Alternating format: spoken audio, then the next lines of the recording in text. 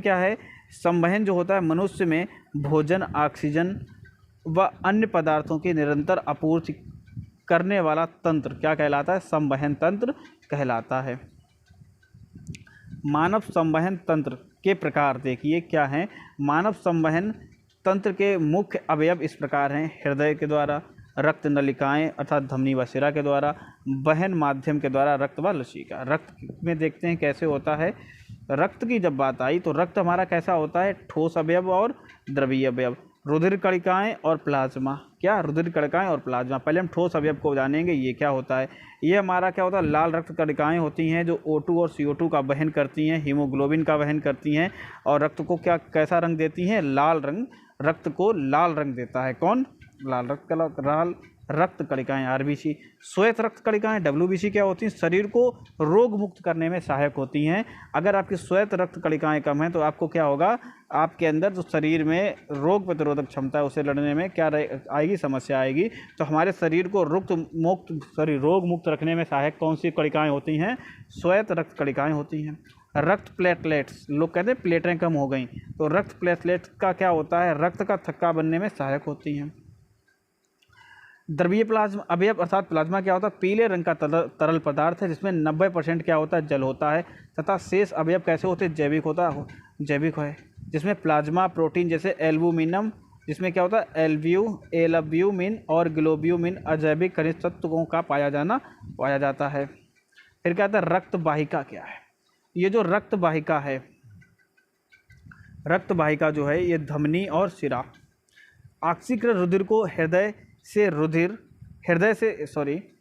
ऑक्सीकृत रुधिर को मतलब ऐसा रुधिर जिसमें क्या है? ऑक्सीजन है, हृदय से शरीर के विभिन्न अंगों तक ले जाती। कौन? ऑक्सीकृत रुधिर को हृदय तक। कौन? धमनी के द्वारा। क्या होता है? अपवाद फुफ्फुस धमनी है। क्या है? फुफ्फुस धमनी। धमनी की भित्ति कैसी होती है? मोटी व अधिक लचीली होती है, इसमें बल्ब नहीं होते हैं, यह सतही नहीं होती, ऊतकों के नीचे पाई जाती है। कौन? धमनी। शिरा क्या है? शिराएं विभिन्न अंगों से अनॉक्सीकृत रुधिर एकत्र करके वापस हृदय में लाती हैं। ठीक है, क्या करती हैं? शिराएं विभिन्न अंगों से अनॉक्सीकृत रुधिर को एकत्र करके वापस अपने हृदय में लाती हैं। और अपवाद क्या है इसका? फुफ्फुस शिरा है। ठीक, क्या है?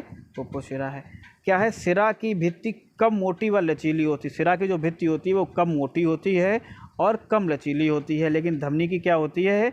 अधिक मोटी होती है और अधिक लचीली होती है। इसमें वाल्व नहीं होते हैं, इसमें वाल्व होते हैं।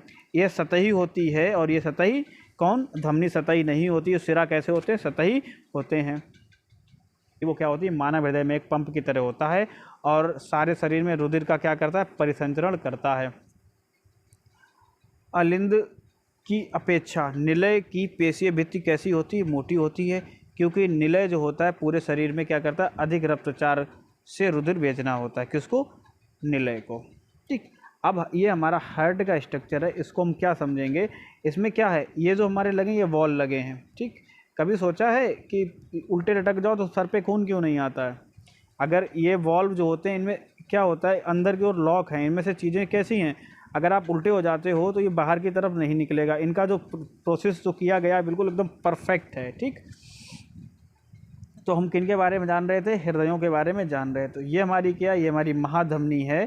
ये हमारी क्या है? महाधमनी को इंगित कर रही है।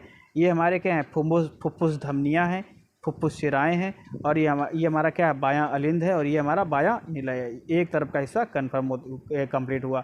ये हमारे क्या है? शरीर के ऊपरी, ये क्या है? ये जो देख रहे हो शरीर के ऊपरी क्या है? भाग के महाशिरा हैं। ये दायां अलिंद है। ये नीचे का सिरा है जिसमें क्या है? ये भाग का महाशिरा है। ये दायां निलय है और ये हमारी क्या होती है? इनको दाएं निलय को और बाएं निलय को जो बांटती है वो क्या कहलाता है? विभाजक कहलाता है। मानव हृदय की अनुप्रस्थ काट चित्र क्या किसका है? ये मानव हृदय के अनुप्रस्थ काट का ये चित्र है, इसको आप तैयार करिएगा। हृदय की उपस्थिति क्या है? बाल रुधिर प्रवाह को उल्टी दिशा में रोकना सुनिश्चित करते हैं। क्या कहा? जो वॉल लगे थे ये क्या करते हैं? हृदय को उल्टी दिशा में नहीं बहने देते हैं, नहीं निकल देते। ये कौन निश्चित करते हैं? वॉल निश्चित करते हैं। लसिका एक तरल ऊतक है। कैसा है? तरल ऊतक है जो रुधिर प्लाज्मा की तरह ही है, लेकिन इसमें क्या है? इसमें अल्प मात्रा में क्या होते हैं? प्रोटीन होते हैं। लसिका वहन में सहायता करते हैं। पादमों में परिवहन किसमें, पादपों में जो परिवहन होता है वो जाइलम और फ्लोएम के द्वारा होता है। क्या होता है इसे आगे जानेंगे। जाइलम क्या होता है, आया हुआ क्वेश्चन है, इंपॉर्टेंट है। जाइलम, जाइलम जो क्या होता है, पादप तंत्र का एक अवयव है। क्या है, पादप तंत्र का एक अवयव है जो मृदा से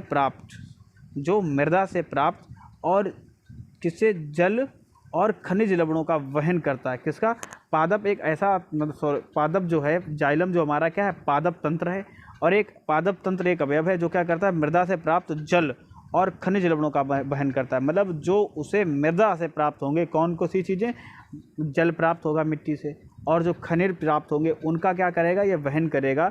जबकि जो हमारा जो फ्लोएम होता है वो पत्तियों द्वारा प्रकाश संश्लेषित उत्पादनों को पौधों के अन्य भागों तक वहन करता है। कौन, फ्लोएम।